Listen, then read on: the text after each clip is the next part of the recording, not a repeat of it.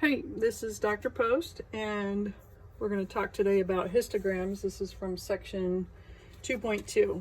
So, a histogram is really similar to the bar plot that we did the other day, only instead of us having the bars that are separated, they're actually going to be right next to each other. And the reason is because, like the other day, we did colors of the thumb or the push pins or whatever. So each bar was a color, like red, yellow, green, blue, whatever.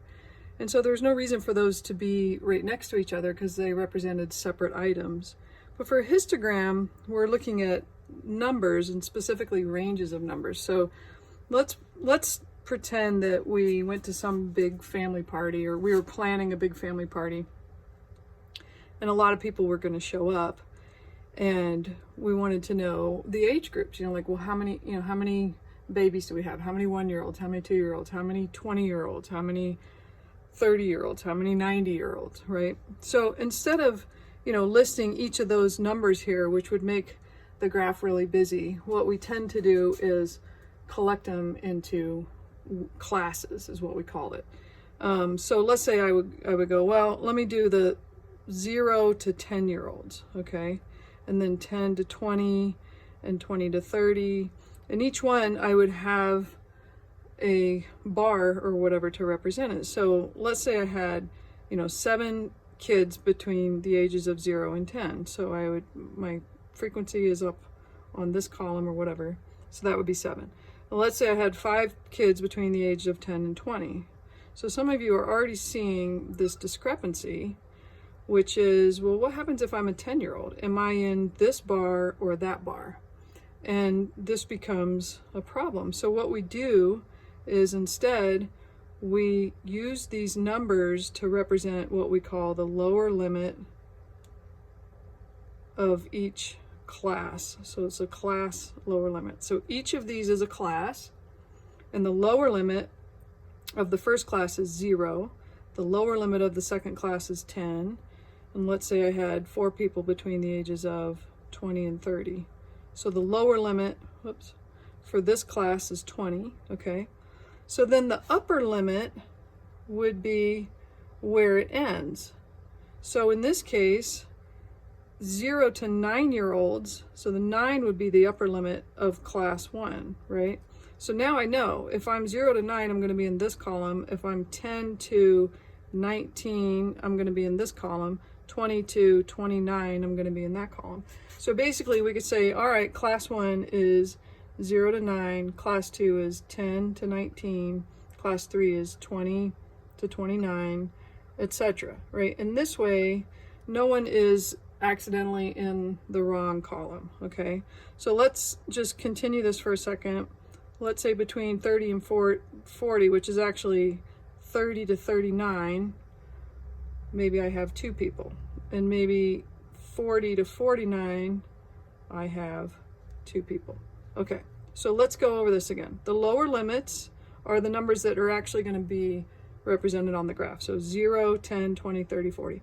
The upper limits would be just shy of that next lower limit. So 0 to 9, 10 to 19, 20 to 29.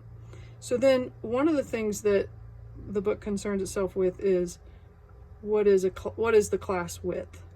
And there's actually a formula in the textbook, and the class width would be a lower limit, the difference between 2 lower limits, okay? So it'd be like lower limit minus the previous lower limit. So in other words, if I wanted to know the class width, I would do this lower limit 10 minus 0 is 10. So in this case, it's 10, right? 30 minus 20 is 10. So the width of each of these bars is 10. The lower limits are 0, 10, 20, 30, 40, 50. The upper limits are 9, 19, 29, 39, 49. So anyway, so these are kind of 3 important concepts. This is a histogram. Notice it's different than the bar plot because there aren't spaces between the bars. And it's because we have a continuous flow of numbers represented, okay? You can do histograms using StatCrunch, and I'll do a separate video for that, and I'll have that posted. But one thing I want to talk about then is the shape of this histogram. So you notice this histogram kind of goes, down to the right, okay? We would call this skewed right. And there are 4 different pictures that you're going to want to learn in order to answer questions on the homework and eventually on the test. So let's talk about those real quick. And you know, this is kind of subjective. So you may see something one way and someone else may disagree and say, oh no, I really think it's this. And sometimes that's a struggle. For the most part, it's pretty straightforward. So we basically have 4 different shapes that we're looking at. One would be a bell shape, so it's pretty even. So this is bell shaped. Then we have skewed right, which it pulls down to the right. Then we have skewed left, so I have a tail on the left side. And then we have uniform, which is everything the same height. Okay. And these kind of mess people up a lot of times. Intuitively, they want to do the opposite. But like, pretend this is, let's say, someone wearing a dress. You know, there's her legs underneath, whatever. And her child comes up and says, hey mom, you know, and starts tugging at her skirt. So if he's tugging at her skirt to the right, then it's skewed right. If the child's over here tugging at the skirt to the left, then it's skewed left. And for some people, that's a helpful little image to think about. Okay, so those are histograms. So we had lower limits of the class, the upper limits of the class, and then the class width. All right, so now let's talk about a stem and leaf plot, which is another, oops, sorry, so it's a stem and leaf plot. This is another topic in this section. And let's assume you had something like this. This is set up as a stem and leaf plot because it's like you have a stem and then these leaves, I guess, I don't know. There's going to be a legend down below that tells you what these numbers mean. So initially there was a whole bunch of data gathered, and then this is a way to organize the data. So this legend says 1 bar 1 represents 11. So this would be 11 for that number. So if I had to list these numbers, then I have 1, 1, so I'd have 11 again.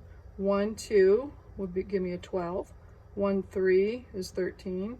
1, 3, I have another 13, right? This would be 1, 5, which is 15.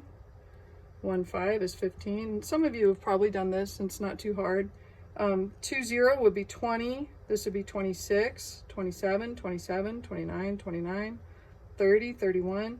There's nothing here for these 4, so this would be a 46 and a 48. Okay, so if you had to list all these as, you know, the original numbers that were found, then that's how you would interpret that. Okay. Why do we do this? Is because this is kind of a shorthand of listing all of our data. So if you had collected all these numbers, let's say you were, you know, seeing what all the ages were of people at a party, this would be an organized way to quickly look at, you know, how the distribution of the ages is. What's interesting is that I have this stem and leaf plot, and if I look at it sideways, then it kind of has this shape to it, right? So what would I call that shape? It's like the kid is pulling the skirt to the right. This is where my tail is. So this would be skewed right. And you can determine that by looking at the picture from a side view. The last thing that it talks about are what are called dot plots, which is really not that hard. It's another way of organizing the data, and I encourage you just to read through the section 2.2 in your book, and you can see where they talk about the dot plots. Now, on StatCrunch, you can do your histograms, your stem and leaf plots, and your dot plots all on there, which is really nice, and I will show you those on the StatCrunch video. Okay, talk to you later.